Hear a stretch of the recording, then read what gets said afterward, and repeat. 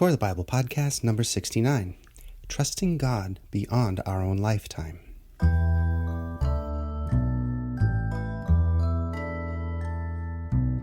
Welcome to the Core of the Bible Podcast. My name is Steve, and I'll be your host as we explore the message of the Bible reduced to its simplest form. As you may know, it's my belief the Core of the Bible message consists of principles derived from the Ten Commandments and the Sermon on the Mount. And these include the topics of kingdom, integrity, vigilance, holiness, trust, forgiveness, and compassion. Today we're going to be looking at the topic of trust and how the contrast of our fleeting lives with the eternity of God should keep our trust and our focus firmly grounded in Him. Isaiah 26 verse 4 says, "Trust in Yahweh forever, because Yahweh God is the rock eternal." God deserves our trust because He never changes. What He has decreed will come to pass, and what He has done remains forever. What He continues to do is as constant as the ocean surf, the shining sun, and the starry constellations. Psalm 33 verse 11 says, "The counsel of Yahweh stands forever, and the purposes of His heart to all generations." The psalmist here instructs us how stable God's counsel is. It outlasts generations and continues on. Have you ever taken the time to consider how incredible a thing it is that the counsel of God survives over thousands of years? Though culture and language have taken their toll on the outer layers of biblical thinking, the core of the message remains to this day and will continue on. This in itself is a miraculous occurrence. Throughout this unchanging counsel of the Bible, by contrast, the life that we have been given is represented as a fleeting and temporal existence. In James 4, it says, "What is your life? For you are a mist that appears for a little time and then vanishes." Psalm 89 says, "Remember how short my time is. For what vanity you have created all the children of man." Psalm 144 says, "Man is like a breath. His days are like a passing shadow." Job 8 says, "For we are but of yesterday and know nothing, for our days on earth are a shadow." Psalm 103, "As for man, his days are like grass. He flourishes like a flower of the field, for the wind passes over it, and it is gone, and its place knows it no more." And finally, Psalm 39 says, "O Lord, make me know my end, and what is the measure of my days. Let me know how fleeting I am. Behold, you have made my days a few handbreadths, and my lifetime is as nothing before you. Surely all mankind stands as a mere breath." Well, all of this recognition of our own mortality should drive us closer to God, not farther from Him. Because we understand that we're so temporary, we should seek to latch on to those things that are eternal, that reach beyond our short time that we have while we're here. Our thoughts should run in step with those of the psalmist when he says in Psalm 90, "So teach us to number our days, that we may get a heart of wisdom."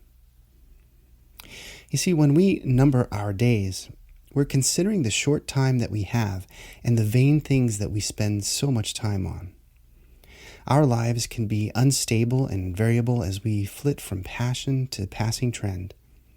We waste time, energy, and passion on so many pointless and fleeting distractions that we arrive breathless and strained at the end of each day.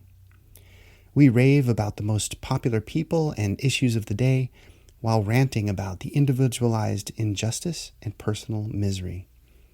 Like Job of old, we come to view our lives as a constant, unfair struggle that deserves to be broadcast to the widest possible audience. In Job 19, he says, "I wish that my words were recorded and inscribed in a book by an iron stylus on lead or chiseled in stone forever." The fallacy of this type of thinking is borne out even in the conclusion of Job's story. His fortunes are restored, his honor is retained, and the eternal justice of God is exonerated. Therefore, we should recognize that the eternal nature of God stands supreme over the petty and temporal issues and circumstances that we face.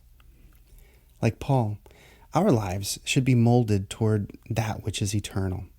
In 2 Corinthians 4, he says, "For our momentary light affliction is producing for us an absolutely incomparable eternal weight of glory. So we do not focus on what is seen, but on what is unseen.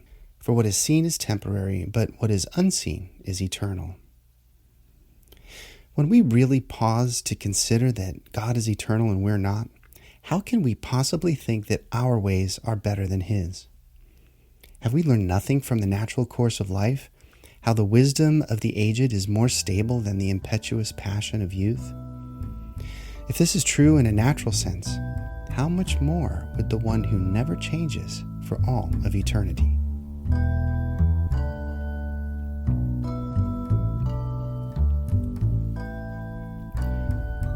Within this idea of the fleeting nature of life, we may be challenged as to what then we should spend our time doing.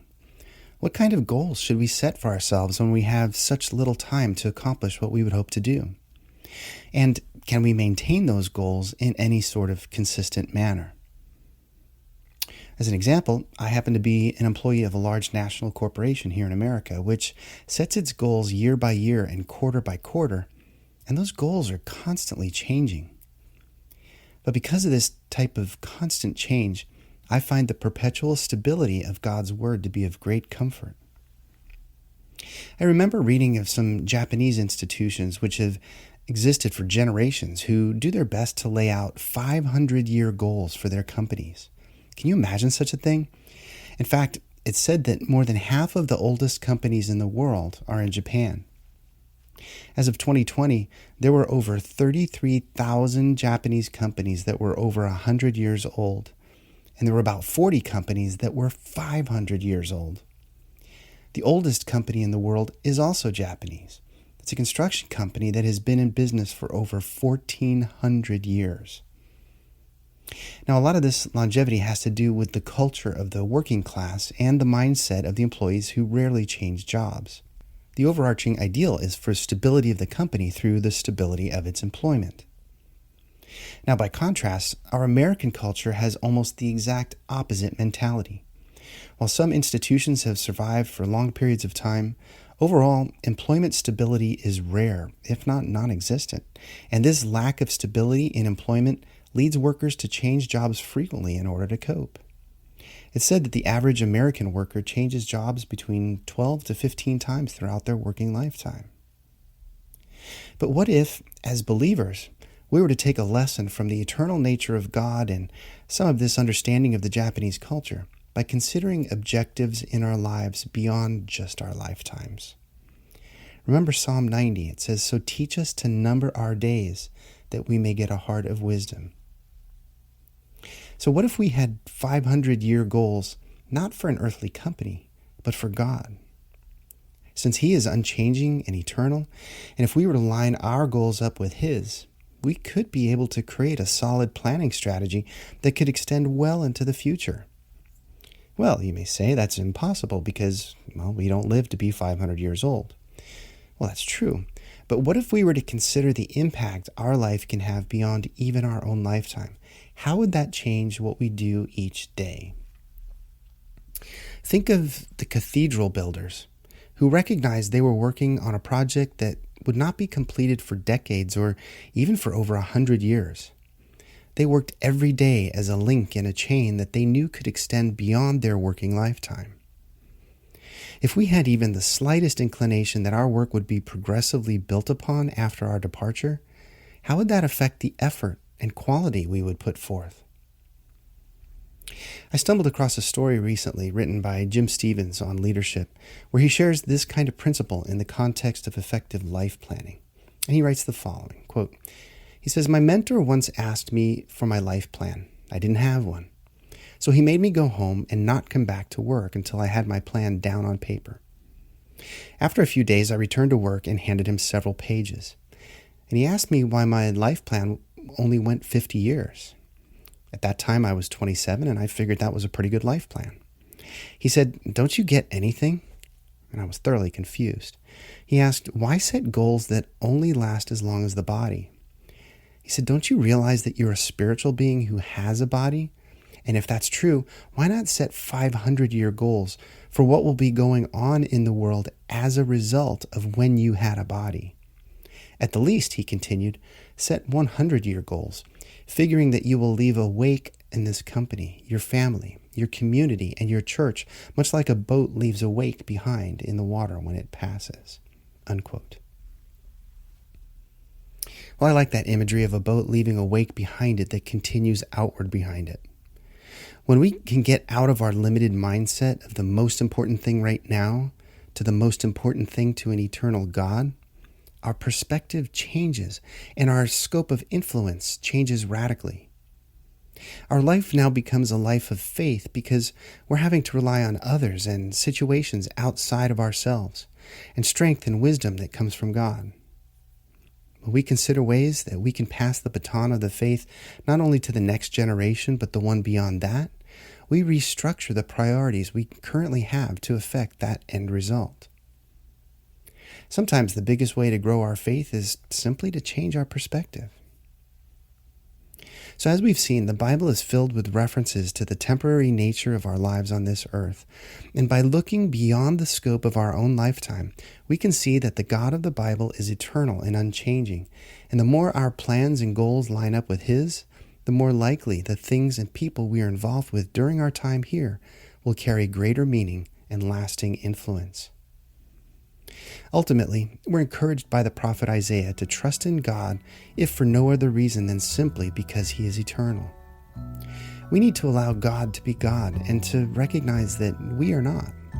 And when we do so, we can then have clarity through the settling dust of our temporary existence to see Him for who He is and to place our trust and our purpose where it really belongs, in His gracious and unchanging hands.